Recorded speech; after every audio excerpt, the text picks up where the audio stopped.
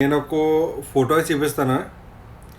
అదేంటంటే జర్నలిస్ట్ సాయి గారు అని ఆయన యూట్యూబ్లో ఉంటాడు. ఆయన వైఎస్ఆర్సీపీ తరపున మాట్లాడతారు. ఎక్కువ 99% వైఎస్ఆర్సీపీ పక్క మాట్లాడతారు. 1% ఇతరుల కోసం మాట్లాడతారు.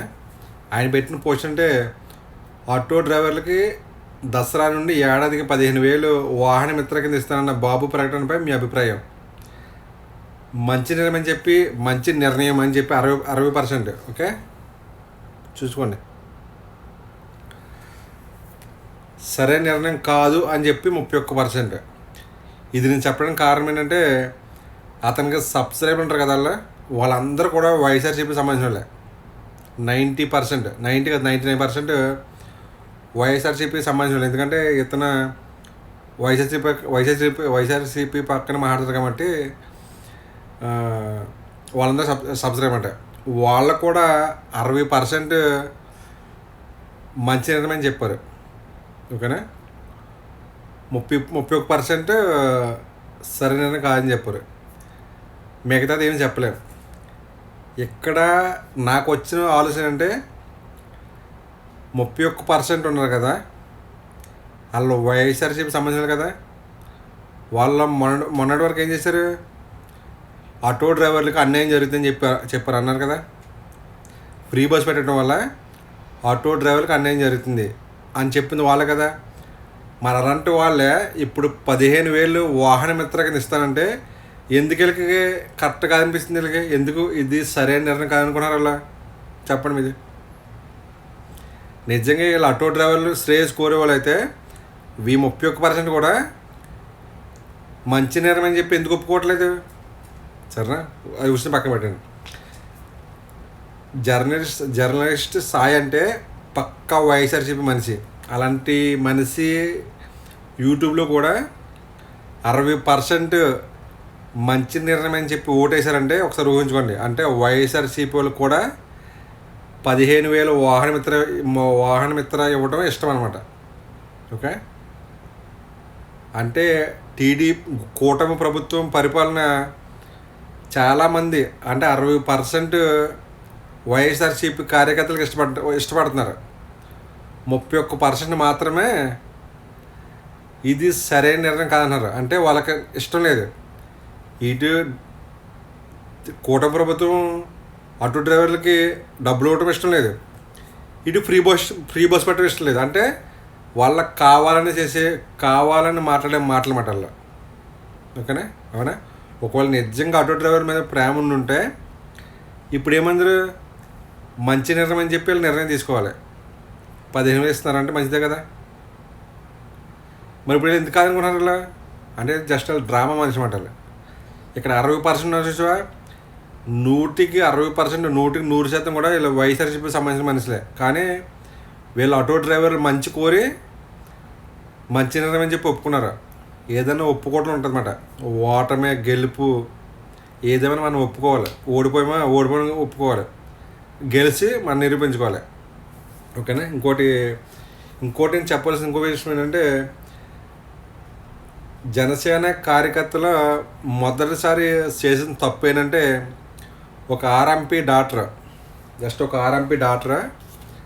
మాట్లాడిన మాటలో నచ్చక అతని మీద దాడి చేయడం అనేది నాకు నచ్చలేదు. కారణం ఏంటంటే అతను మాట్లాడే మాటల వల్ల ఇటు జనసేనకి ఇటు పవన్ కళ్యాణ్ గారికి ఎలాంటి నష్టం కలగదు. 1% కూడా నష్టం కలగదు నాకు తెలిసి. ఓకే, 1% కూడా నష్టం కలగదు.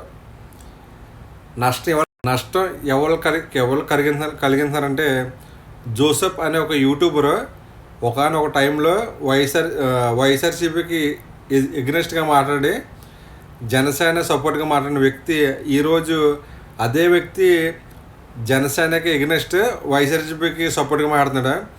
అతను చేసిన వీడియోలు పార్టీకి చాలా నష్టం.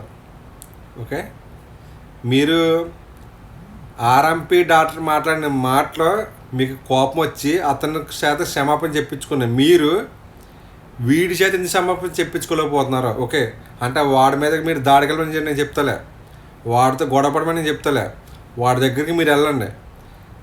వాడిని అడగండి, జనసేన వల్ల పవన్ కళ్యాణ్ వల్ల నీకేమైనా నష్టం జరిగిందా, నీ కుటుంబం వాళ్ళకి నష్టం జరిగిందా, నీ బంధువులకు నష్టం జరిగిందా చెప్పమని అడగండి. అడిగితే అప్పుడు వాడు చెప్తారనమాట. వాడు ఒప్పుకుంటాడు, నేను కావాలని చేస్తాను వీడియోస్ అని చెప్పి ఒప్పుకుంటాడు. అంటే డబ్బు మనిషి. జనసేన ఉన్నప్పుడు వాడు అడిగినంత డబ్బు పవన్ కళ్యాణ్ ఇవ్వలేదు కాబట్టి ఇటు చంపాడు అంతే, అంతకుమించి ఏమి కాదు. ఆర్ఎంపీ డాక్టర్ మీద చూపించిన మీ కోపం వీడి మీద చూపించప్పట్లేదు అంటే వీడంటే మీకు భయమా? అంటే ఆర్ఎంపీ డాక్టర్ మీకు లోకుకు దొరికాడా? నేను ఆర్ఎంపీ డాక్టర్ మాట్లాడిన సంప్రదించలేదు. ఆర్ఎంపీ డాక్టర్ మాట్లాడిన తప్పే, ఓకేనా? నాకు తెలిసి అదే ఆర్ఎంపీ డాక్టర్ అదే మాటలు అలాగ అడగకూడదు. గౌరవం ఏకవచనం కాకుండా, లేదంటే ఇది గౌరవం కాకుండా, యావయ్య పవన్ కళ్యాణ్ పలానా టైంలో పలానా ఇలాగలా మాట్లాడావు కదా, ఇప్పుడు ఎందుకు మాట్లాడలేకపోతాం అనే ఈ టైప్లో మాట్లాడితే సామాన్య ప్రజలకు ఏంటంటే అర్థమవుతుంది అనమాట. ఏంటి ఇలా నిజమా కాదని ఆలోచిస్తారు, తప్పు ఆలోచిస్తారు. అది కాకుండానే కావాలనే ఎవ్వరి చేత కావాలనే అరే ఊరే తూ అంటే ఎవరికైనా కోపం వస్తుంది. ఆ కోపానికి ఒక మాట చెప్తాను చూడండి. టీడీపీ కార్యాలయం మీద అప్పట్లో వైఎస్ఆర్సీపీ కార్యకర్తలు, వైఎస్ఆర్సీపీ కొంత నాయకులు దాడి చేస్తే జగన్ గారు అన్న మాట ఏంటి తెలిసి మీకు? కార్యకర్తలు కోపం వస్తుంది, కార్యకర్తలు ఎవరికో బీపీ వచ్చి ఉంటుంది, ఆ బీపీ వాళ్ళు అలా చేశారని చెప్పాడు. వైఎస్ఆర్సీపీలో ఉన్న వాళ్ళకి బీపీ వచ్చినప్పుడు జనసేన వాళ్ళకి కూడా బీపీ వస్తుంది కదా, ఆ బీపీ వచ్చిన వల్ల డాక్టర్ని కొట్టారు, తప్పలేదు, కొట్టలేదు, దండించారు అంతే. కానీ అతనే దండించడం కంటే ఇలాంటి వాడిని ఏమన్నా జోసెఫ్ అని పేరు యూట్యూబ్ ఉంటుంది తెలుసు కదా మీకు, అలాంటి వాడిని దండించడం చాలా బెటర్. దండించడం కొట్టవలసిన లేదు, తిట్టవలసిన లేదు, ఏం మొక్క మాట వస్తుంది. నీకు ఏ నష్టం జరిగింది, నీకు నష్టమే జరిగింది అని చెప్తే వాడు ఒప్పుకుంటాడు. ఎందుకంటే అదే డబ్బు మనిషి, ఎవరు డబ్బు అయితే పక్కన మాట్లాడుతుంది అంతే, అంతకుమించి ఏమి కాదు. ఓకే, నా మాటలో కొంతమంది కోపం రావచ్చు, అయినా సరే నేను ఏ నాయకుని నేను తప్పుగా మాట్లాడినా, ఏ నాయకుని నేను దూషించను. నా మనసులో ఏముందో అది నేను చెప్పుకుంటాను అంతే. ఎందుకంటే నాకంటే ఒక యూట్యూబ్ ఉంది, అందులో నేను ఏదో యూట్యూబ్ నాకంటే ఒకటి ఉండాలి అనే ఉద్దేశంతో నేను నా మనసుకు నచ్చింది నేను మాట్లాడతాను. ఎవరిని దూషించిన ఎవరిని ఒక పని అయితే మాట్లాడినా. ఓకే, నా మాటలు మీరు సరిగా అర్థం చేసుకుంటే మీకు ఆలోచన వస్తుందన్నమాట. ఆహా నిజమే కదా, ఇది నిజమే కదా, ఇది నిజమే కదా అని. నా మాటలో ఒక్క మాట కూడా ఏదైనా తప్పు ఉంటే నాకు కామెంట్ పెట్టండి, నేను దాన్ని సరిదిద్దుకుంటాను. నా మాట బాగలేదా, నా తీరు బాగలేదా చెప్తే అర్థం చేసుకుంటాను. ఏదైనా నాకంటే తెలివైన వాళ్ళు మీరు, నాకంటే మంచోళ్ళు, నాకంటే తెలివైన వాళ్ళు, నాకంటే గొప్ప వాళ్ళు, నాకంటే ఉన్నవాళ్ళు, అన్ని విధాలుగా. ఓకే, మీరు చెప్తే నేను నేర్చుకుంటా, నాకంటే చిన్నవాడు చెప్పిన నేను నేర్చుకుంటా. అదే నా దగ్గర ఉన్న క్వాలిటీ. ఓకేనా? అది దయచేసి అర్థం చేసుకోండి. నా మాటలు మీరు లోతు ఆలోచించుకుంటే మీకు తెలుస్తుందన్నమాట. ఒకసారి ఊహించుకోండి, ఎదుటి వ్యక్తి మాటలు మనకి బాధ కలిగిస్తుందంటే ఆ మాటలు ఏదో నిజమందని అర్థం. ఎదుటి వ్యక్తి మాటలు మనకు నవ్వుతాలు ఉన్నాయంటే అది రకరకాల మాటలని అర్థం. ఓకేనా? అర్థం చేసుకుని దయచేసి.